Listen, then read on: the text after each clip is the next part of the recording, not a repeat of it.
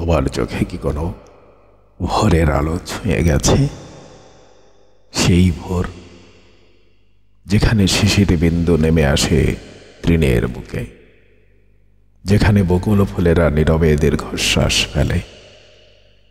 আমি সেই ভোরের কাছে বারবার ফিরে যাই, শতাব্দীর ক্লান্ত প্রতীকের মতো, যেন কুয়াশার আড়ালে হারিয়ে যাওয়া এক নামহীন কবিতা।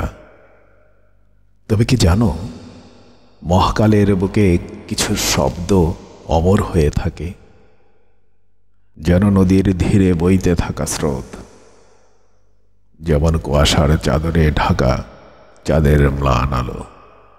তেমনি আমার প্রতিটি শব্দ একদিন সময়ের কপালে অমলিন নকশিকাঁথার মতো চিরস্থায়ী হয়ে থাকবে। আমি লিখি, হ্যাঁ, আমি লিখি তোমার জন্য, সেই দিগন্তের জন্য যেখানে সূর্য অস্ত যায় তবু আলো ফুরিয়ে যায় না।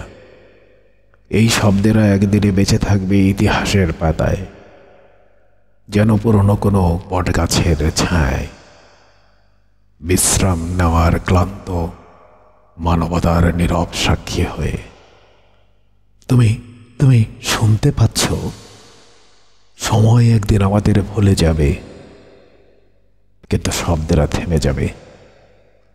এই নীরবতা, এই গধূলির আলো, এই অবিনশ্বর প্রেম, সবটাই একদিন ইতিহাস রচনা করবে, একটি কবিতার নামে, একটি নামহীন ভালোবাসার স্মৃতিতে।